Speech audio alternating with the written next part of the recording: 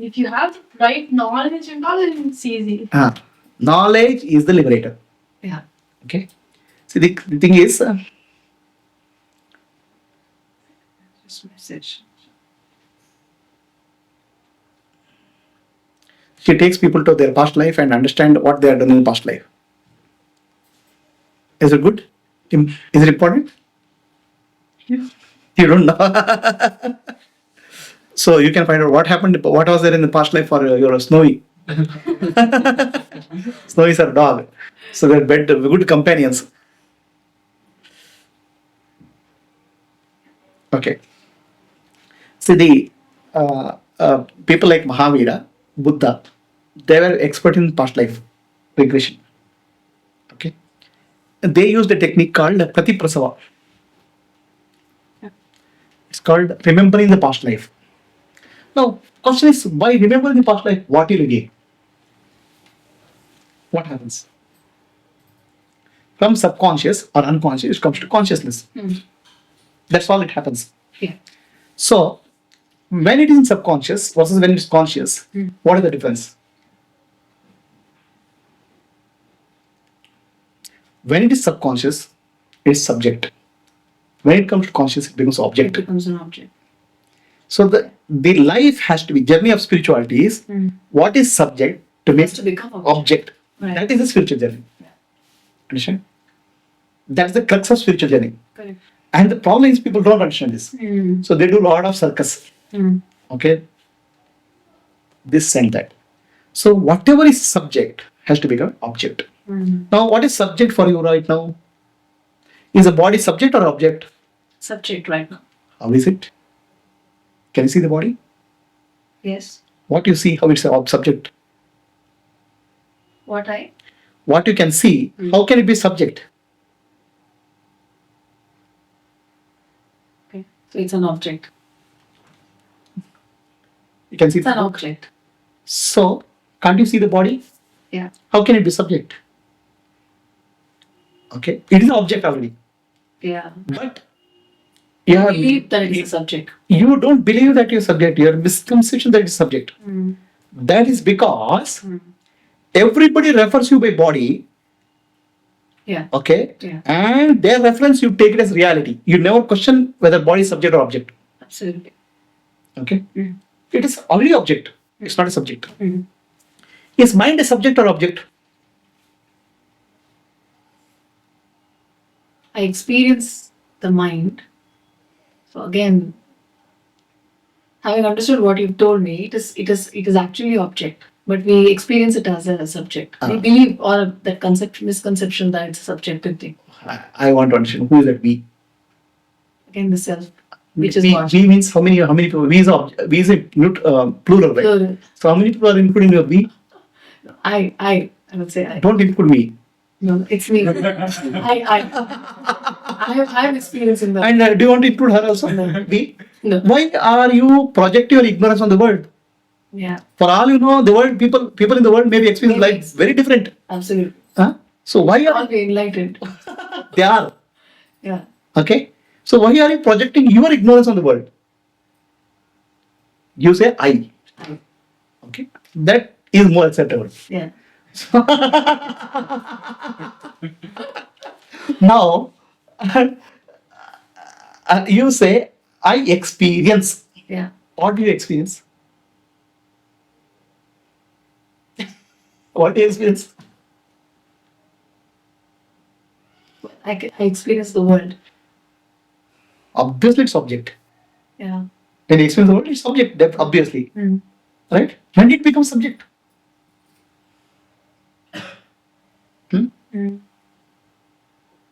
When did you make the object as subject? Don't know. Maybe lifetimes. Even now. The problem is object is made into subject. That is the spiritual Understand. error. Sure. Error. The moment you learn how to make the subject as the object, you are free. Okay? Yeah. And that doesn't come from your any of the practices. Correct. That comes from the clarity of understanding. Okay. So you need to know deep inside, there is actually our intellect is the final decision maker. Right? There is senses, there is a mind, there is intellect. The judgments happen at the intellectual level. Okay? Absolutely. But intellect makes error in the judgment. Yeah. That error leads to confusing subject with the object. Okay? So let us understand that error in the intellect. Okay? What is there? So now let me understand your criteria of what is subject and what is object. What is your criteria for a subject and object difference? This what your intellect is. When you explain the logic built in the intellect. How do you distinguish between subject and object? You tell me a criteria by which intellect judges this is subject and this is object.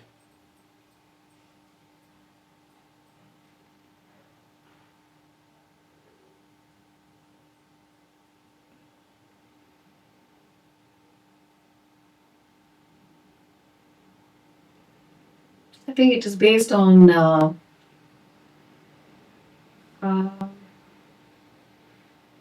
my pleasure and pain experiences with the world. So the world is object, but the experience of world in terms of pleasure and pain, Pleasure and pain. is We mind. judge. We judge. Yeah. Mind. I judge. I judge. I judge based on the pleasure and pain experiences. Again, which is a projection of my So mind. experience, is it an object or a subject? Experience, any experience. Yeah. It's actually an object. Huh. Then how does the intellect judge what is object and subject? Huh? When we call something as good and bad, when we say something is positive, negative, then we are actually having a subjective experience You are making judgment on an object. as good and bad. Yeah. But that judgment itself is not subjective. It's not a subject, it's an object only. Okay. This is good means what? This is good means what? I like it. Okay? That is, the like is what makes us subject. Subjective. Yeah. Now, is like subjective? Is like experience?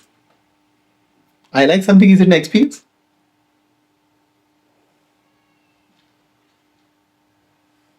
Yes and no. Why is no? Yes, because liking or not liking is something that you're feeling or you're watching within. Okay, so there's a feeling. Yeah. So, there's a feeling of uncomfort or a Or comfort. Yes. Okay, the comfortable feeling is labeled as liking, uncomfortable feeling is labeled as unliking. Yeah. It's like So, what is a feeling? it's an experience. A feeling is a sensation in the body, Yeah. Yeah. Okay. Experiencing in the body. Yeah. right?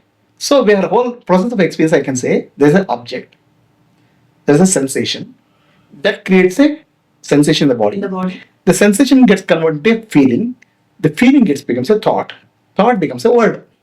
Absolutely. This is a cycle. Mm. Now, out of this whole cycle, what is the subject? Where is the subject? The world is not subject. The body is a sensation. The sensation is recognized as a like or dislike, comfort or uncomfort. And the liking and unliking is comfort as thought. Then there is a reaction. So in this whole process, where is the subject? There isn't any. There isn't any. Yeah. You are creating a pseudo subject Yeah. in the absence of Subject. It happens of a subject. moment to moment you are creating.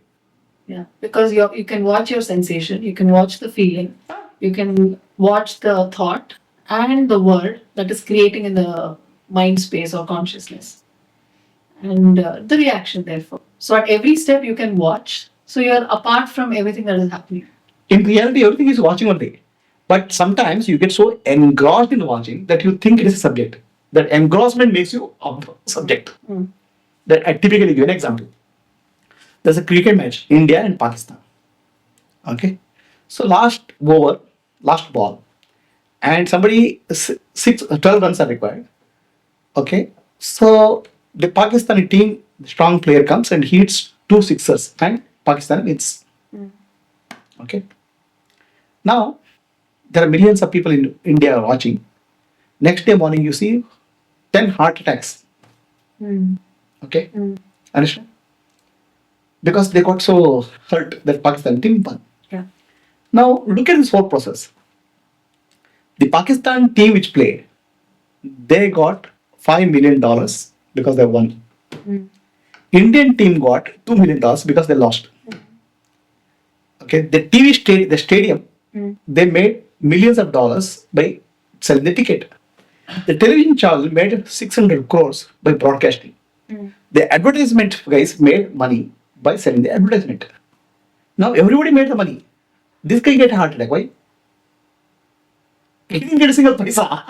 He didn't even lose money also, but he got a heart attack. Why?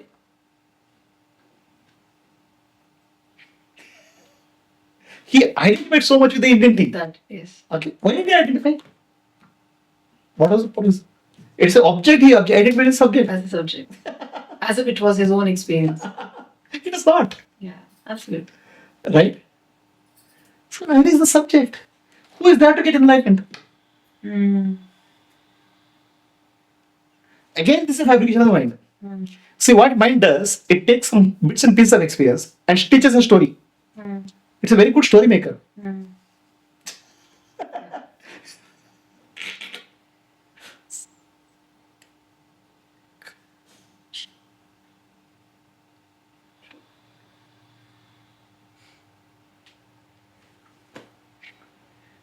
What happens is, when you have experience of anything, there's a momentary experience.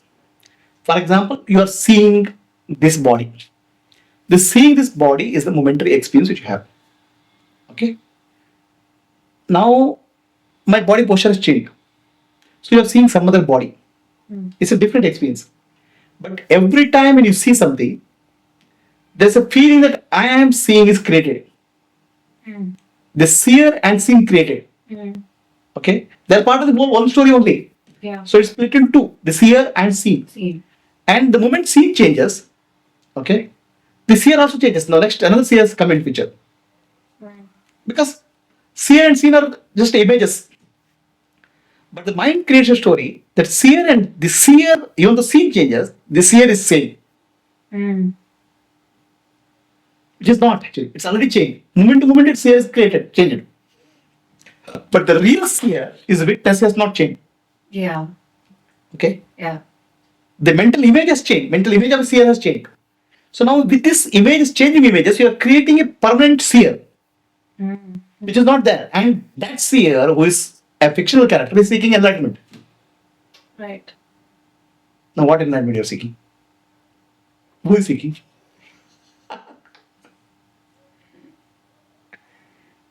Make all your experience of life as object. That is spiritual realization. It has nothing to do with you. If you learn this art, then moment to moment you live in enlightened state. That's all these people understood who are the great guys. Yeah.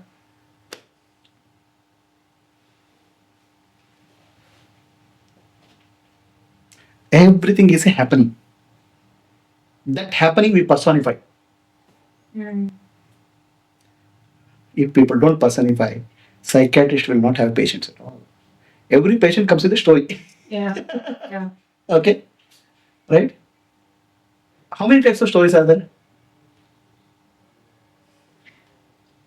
I am a victim.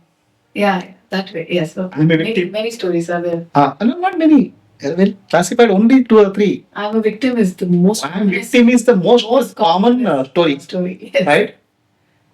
Okay, I am victim of circumstance. Yes. That's the biggest story. Yes. Right? There's some extreme cases. There are so-called narcissists.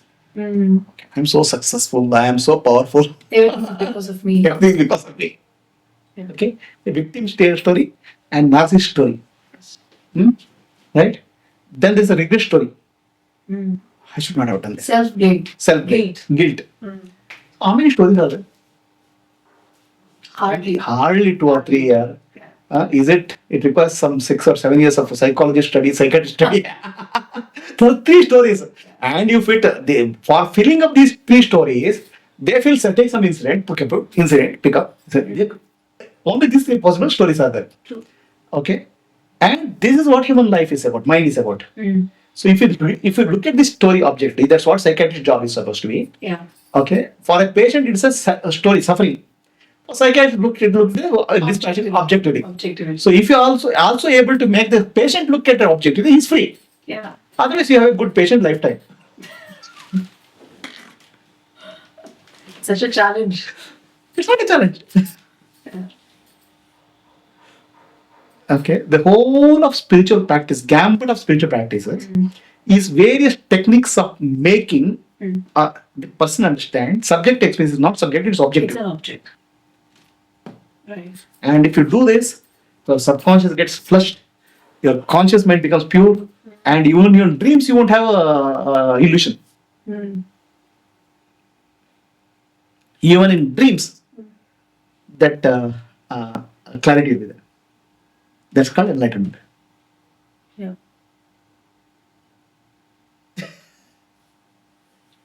Though this understanding is somewhere there, there is this struggle to be in that state always.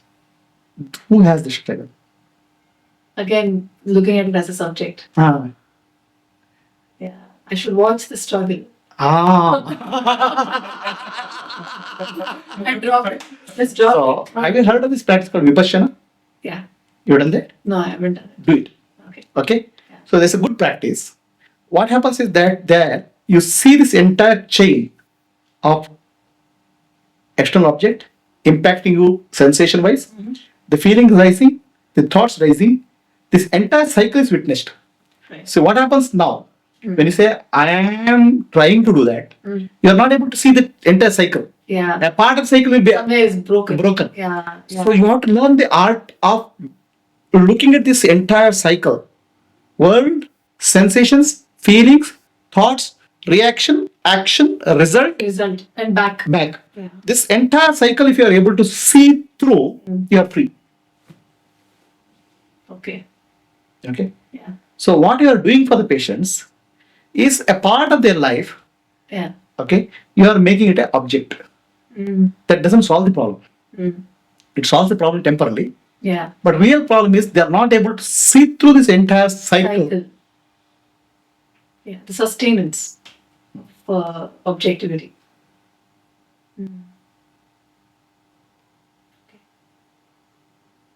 There is no subject. All subjects are pseudo.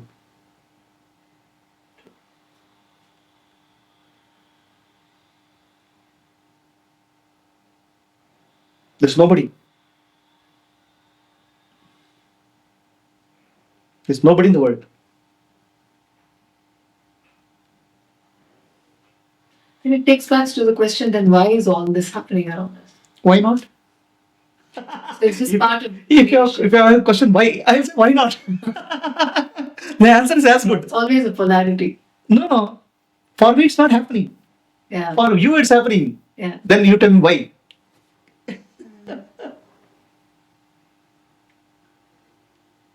So our purpose is to kind of, Our means whose? I think humanity's purpose. How do you judge humanity like that? No, to kind of change our perception from subjectivity. Our means whose? But is that not man's purpose? How do you know? Woman's purpose is different from man's purpose. No, I'm talking about humans in general. You are actually projecting what you have inside on the humanity. Okay. There is no such thing. But isn't that everything what everybody else says? How do you All know? the gurus also, man's purpose or human's purpose. How do you know? In your dream, a person comes and talks to you. He's a real person. No. And he talks very coherently. Yeah, clearly. Yeah. Right? There's a common transaction which happens. And you believe it's true. Was it not your own misconception or your own understanding projected on through that person's mouth? Yeah. So how do you think this is different from that? What makes you think that there's something independent of you? Then you shouldn't really be talking about the Gita either. It's also a projection of Krishna and Arjuna. It's a projection which is happening because you are seeking it. I'm there because, deep inside there's a projection which seeks me. Okay. Is that why you accept the Gita? The Bhagavad Gita? I don't Isn't that a exist. projection? I don't exist. Anybody comes in your life is because of there is a deepest impression which projects that person in front of you.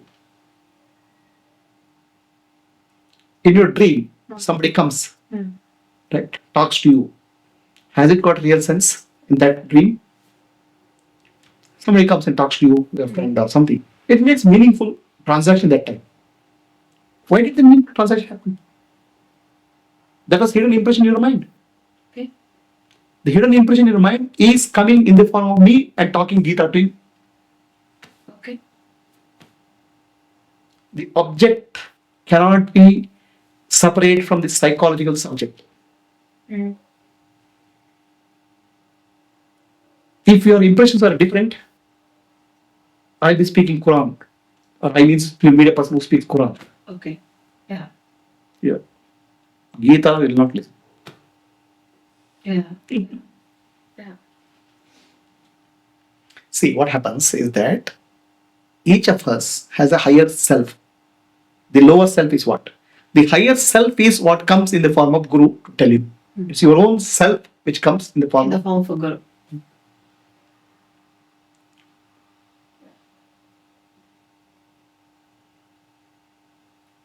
Then how are you so sure that that is your higher self? Who are you? See, what is for your upliftment? You will have an inner clarity. Okay. The deep-rooted belief, the impression which created you, will also give the impression that this is the reality. Right. Otherwise, this is not what is required for my life.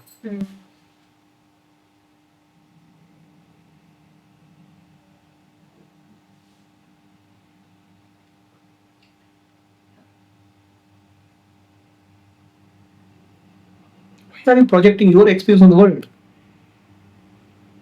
When I say your experience, your mental experience. Yes. Yes. And generalizing it. This is another story which mind creates. True. Right? Yeah. That generations are not true at all. Even in simple audiences. I say all these people with this color are thugs. It's not true. Yeah. The psychiatrists are trained to recognize the generation and say, don't generalize. Don't generalize. That's another story created by the mind. So somebody becomes a victim of a man, male or female. Then anybody male is seen as a threat. As a threat. That's a generalization which creates by mind. Yes. So now why are you doing that generalization of the world? Yes. Thinking the world, there's no enlightenment. Okay. Do you understand? Yeah. So what you do is, you take the pathological cases and try to remove the generalization from their mind. A person becomes a victim, sees everybody as a perpetuator. That's generalization. Somebody was abused in the childhood, then everybody is seen as an abuser. That's the generalization. So by intuition, you are trying to help that person understand that this generation is not true. Right? That's what intuition do. That's main intuition. Right? But what happens is, you are also having that. You are also doing that projection. Only difference is you don't have pathological scenario. It's what is called normal. It's normal is not normal. Yeah. That is taken as a universal truth, which is not true. Understand? So that's why when Buddha got enlightened, people asked him, what did you realize? First thing he said is, with my enlightenment, I realized the whole world is enlightened. A enlightened one doesn't see unenlightened ones. They don't exist. Okay? But then why does he teach? Because somebody comes with a suffering. Like a psychiatrist tries to re-intervene and give him some solution. This person, okay, fine, you have a problem. This is But neither problem nor the solution is real for the enlightenment. It's an alleviation. For example, you are a psychiatrist, a person comes and says, I am a victim. Okay? And cries and suffers and all those things. Understand? But is it real for you? No. Same thing is for enlightenment.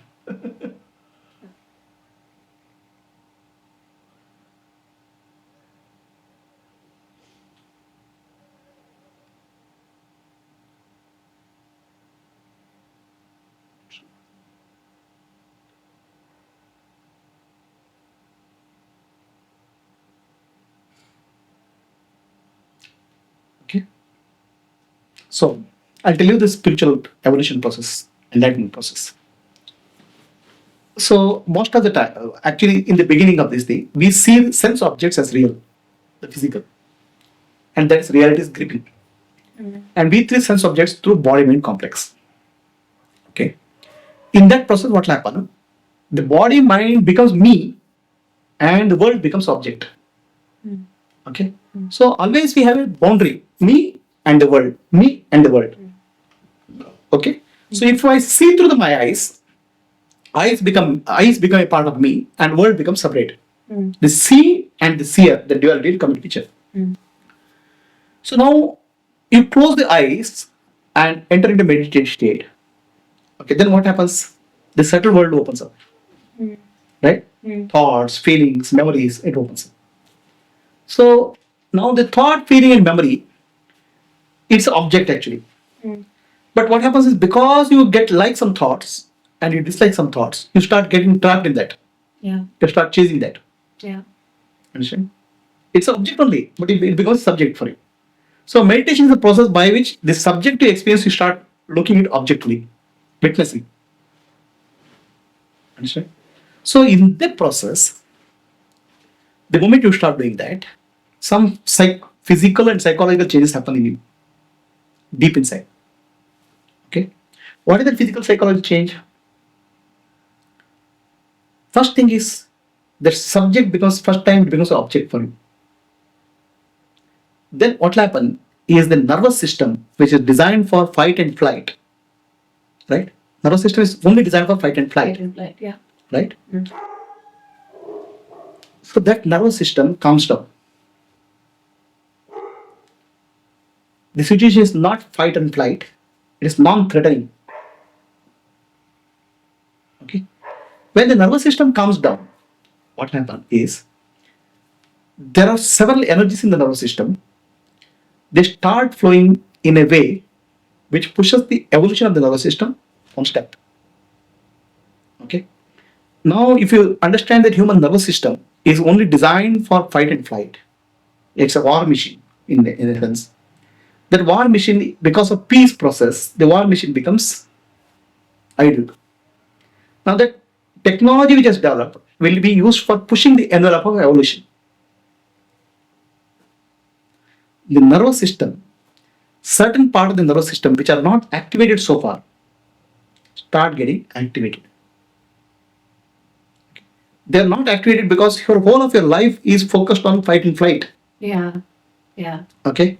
Only emergency mechanisms are pushing, but evolutionary mechanisms are not triggering up. Absolutely. So now what will happen is that energy which is freed will start opening up the evolutionary mechanism. Okay. Which gives a holistic outlook to life. Otherwise, life is a fragmented outlook. Because life, any situation in life is judged as threatening or non-threatening. That labeling drops. Now, when the labeling drops, the nervous system gets opened up for higher level evolution. So, actually, this process is in religious terms, it's called surrender. Whatever comes, you accept. Threatening, non-threatening. That's actually a word. People don't understand that. Internally, what happens to your nervous system now no longer is judging any situation in the fight and flight scenario.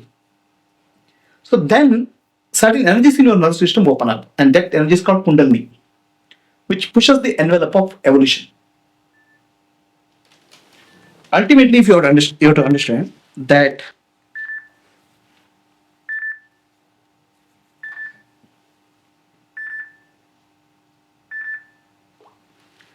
You have to understand that the nervous system, our nervous system, consumes more than about 50 to 60% of the energy of our body, depending on how much carbohydrate, bulk of the carbohydrate goes to the brain. Right? It's like energy guzzler. Like in a computer, the central processing unit is the energy guzzler. Okay? So now that energy which is there, bulk of the energy is used for fight and flight. Now you have energy which is freed up from the war machinery. What will happen that energy will do? That energy will start building some new neuronal connections which will give a perspective of life which is not fight and flight. Okay? So that perspective is much deeper, much more encompassing than your fragment way of life. This is actually called enlightenment. So this perspective will emerge. Okay? What is it? Getting bored? Huh? Getting bored, you go. Okay. So this opening up is what they call as Kundalini.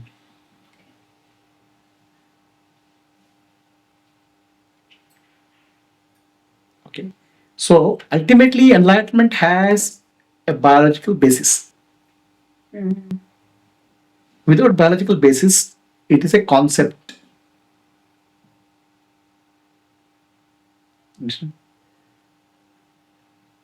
The ultimate, eventually, it has to lead to the changes in the nervous system. A new neuronal connection have to happen. That is called enlightenment. Otherwise, it's just a conceptual living in fight and flight. Right? Any questions?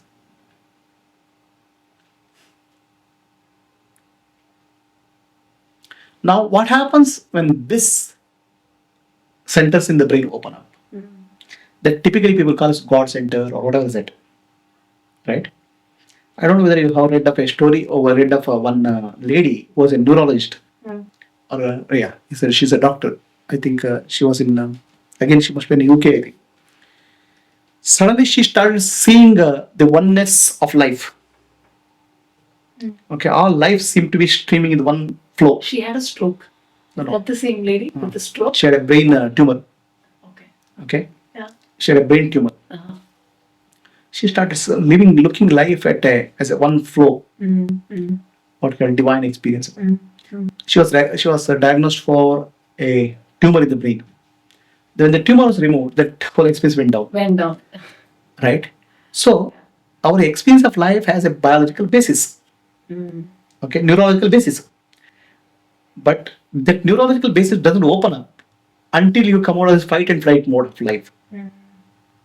You look life in a neutrality. That's what surrender is about. Right. Okay.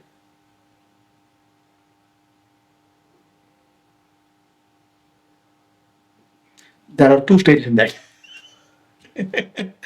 Once you start looking at life less of new fight and flight, but still individual sense of separation exists. Yeah. Okay? Yeah. That individual sense of separation exists. Then you start living life as a single flow. That's called God relation. Because you are a part of the one flow. When you say you, some self-identity remains. That self-identity is a part of the bigger flow. That's called devotion. Okay. So finally a point comes, that self-identity drops. Also goes. Then it's called liberation. Right. So it goes through a stage of devotion, bhakti and liberation.